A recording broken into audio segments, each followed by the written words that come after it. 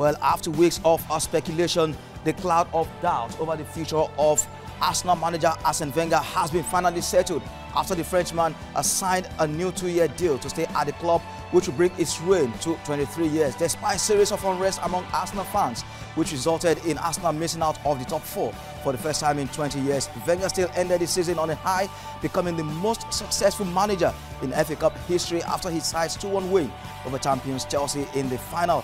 And Nigeria Super Eagles continue to warm up for the 2019 AFCON qualifying clash against South Africa with friendlies against Corsica and Togo. It's been a terrific week in sport.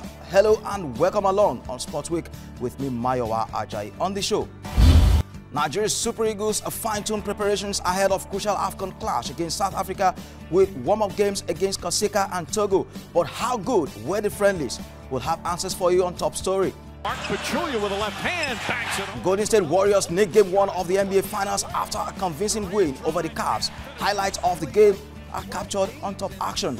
Frenchman Arsene Wenger is targeting the Premier League title with Arsenal next season after signing a new 2-year deal at the Emirates. So what's next for Wenger and the Gunners? That is examined on a side view. The program is Sports Week. All right, Super Eagles coach Gernot Rohr announced his 23-man squad ahead of the 2019 AFCON qualifier against South Africa on June 10th in Uyo. Two notable names were, however, missing from the list: Captain John Obi Mikel and Victor Moses.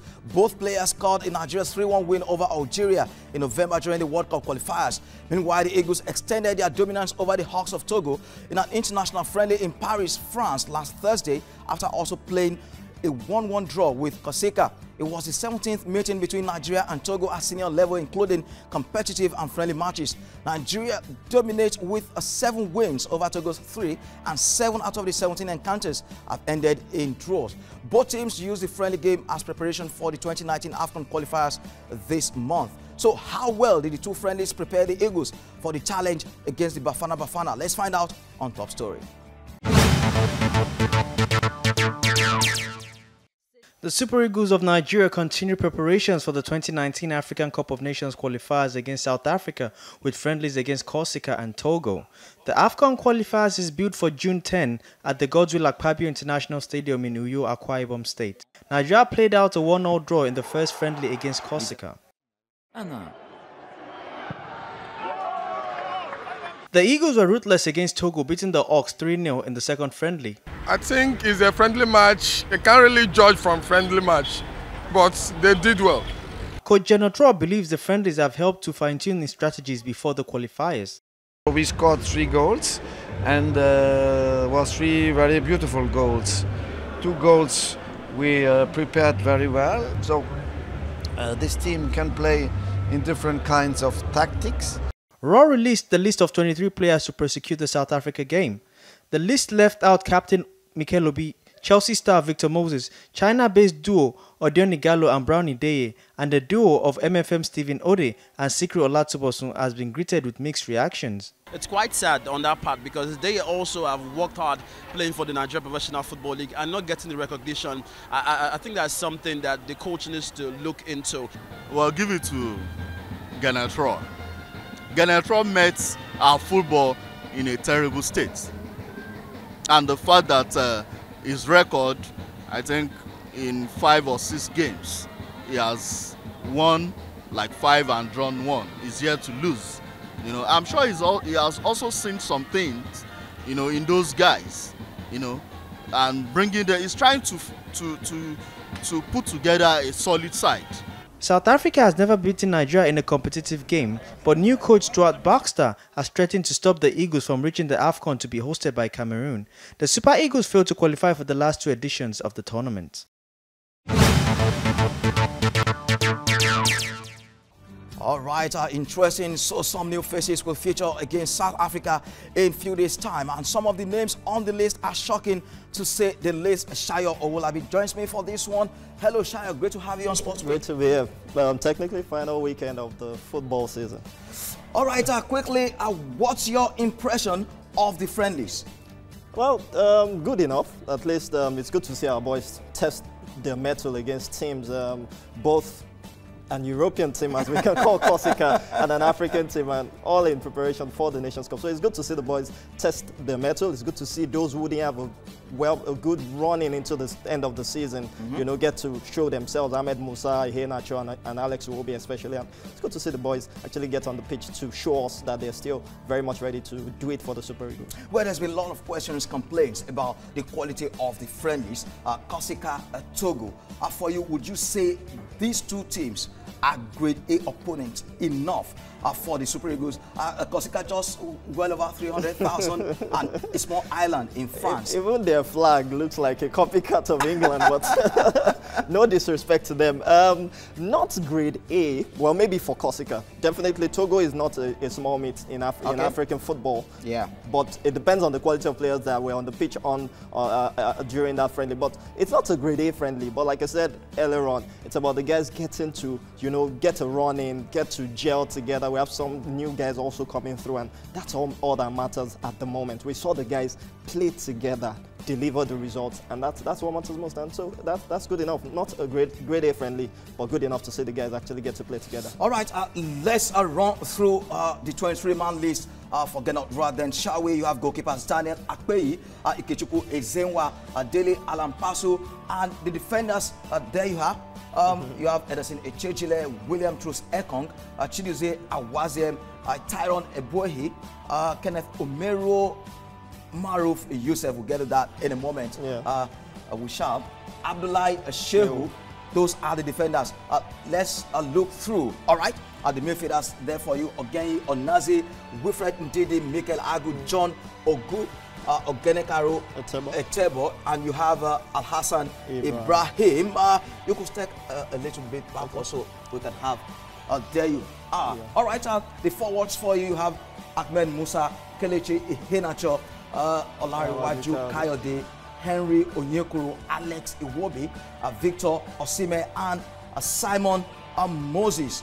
All right, no Moses or Mikel in this list. For you, any surprises there? Well, not much of a surprise, especially for Victor Moses.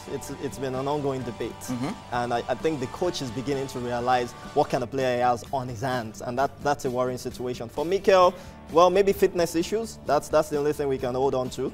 It is the captain of the side. There's definitely no reason to drop the captain, even if it's to just give the boys a bit of motivation. So Mikel, maybe fitness issues. For Moses, we all know that there's been an ongoing saga about his commitment to the Super Eagles. And I must put this caveat out there. I don't have any say in who goes to the World Cup. But the truth is, if he doesn't contribute anything to the World Cup, I don't think there's any reason to take Victor Moses to the World Cup or even the Nations Cup. You need to play the qualifiers. Some guys won't do the work, and you want to reap from where they've sown. So it's really one for consideration. Well, there's been a case for Victor Moses. He's been tired all through the season. He's got a toe injury. He just got married, so you can excuse him. And Mikel is just recuperating from his injury as well. All right, let's take a look at some of the MPFL players who made this account. Al-Hassan Ibrahim, Aqua United, Ikechukwu Ezenwa FC Ifeanyi. But these two guys, there's been a lot of talk about them.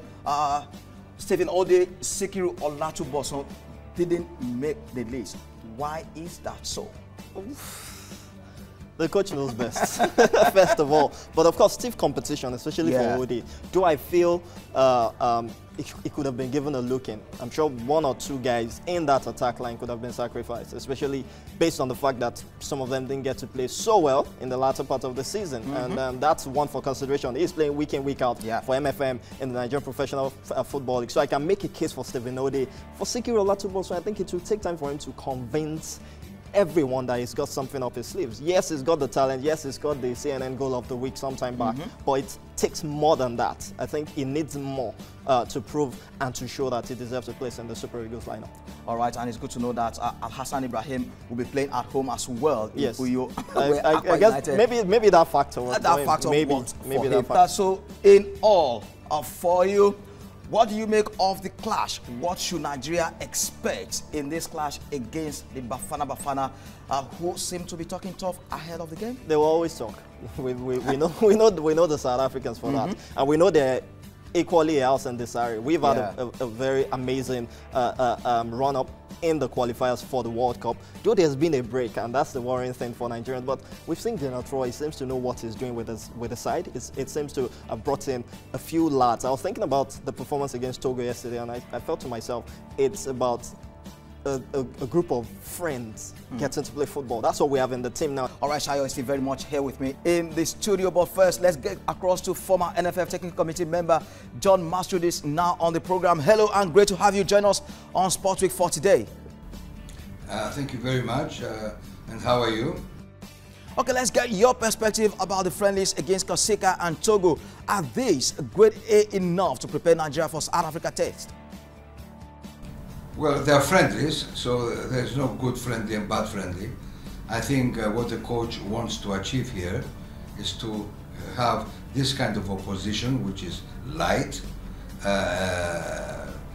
nothing very determined or strong team, so that he can formulate the players that he wants to choose in order to play the official game, which is the qualification game against South Africa. I think this, I would have done the same. I think it's a very good idea of playing weaker teams, and so, like I said, to give a chance for our players to show what they can in such a game, and also give them confidence. If you win a couple of games, even if they're friendly, you get that confidence of a winning team. So, which is not a bad thing either. All right, our coach Gennaro has a 100% record with the Super Eagles since taking charge. What's your assessment of the German tactician so far? Well, he hasn't played much either. I don't think that I can assess him on that score, but I can say that I am happy that he is there for two reasons. Number one, he comes from a good footballing school, which is the German school. And secondly, he has worked in Africa, so therefore he knows about African football. Now, I know he's a hard-working, no-nonsense coach, so therefore he can instill a lot of discipline. I think also he knows how to pick talent, and he goes after them. All right, so are you convinced with what you've seen so far of the Eagles under the coach that they are Cameroon-bound in 2019? Well, on paper they should. Let's face it, I mean, South Africa is the strongest of all the opposition there. Libya and Seychelles, I don't think are going to cause any problem for us. Of course, we've got to play and not underestimate them, but I think we should, that should be an easier game for us. But South Africa, they always feel that Nigeria is a country that they, you know, they get pumped up when they play against Nigeria, and they want to win. And they did play very well in the last game. I saw them play against Nigeria, and we should really play very, very well to beat them. I am very optimistic about the new crop of Nigerian players, and I just wish them luck. They need our support. I hope our spectators, all the fans should be there to give them the support, and yeah, I really feel strongly about the good chances that Nigeria has in qualifying. All right, thank you very much indeed for your time on Sport Week for today. John Mastoroudes is there speaking to us regarding Super Eagles friendlies and preparation ahead of the crucial AFCON qualifier against South Africa on June 10th in Uyo.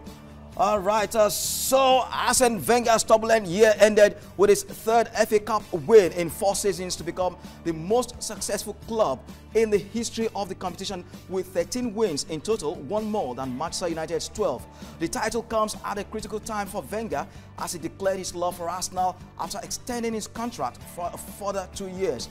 Following months of unrest among groups of Gunners fans, with many becoming frustrated about a perceived lack of progress under the manager. The 67-year-old's contract was ratified at the board meeting on Tuesday. Beating Chelsea to win the FA Cup appears to persuade the Arsenal board to grant Wenger his wish to continue despite failing to qualify for next season's Champions League. On Side View, we examine what's next for Arsenal and the Frenchman, whose reign at the North London side stands at more than 2 decades now since arriving at Highbury in 1996.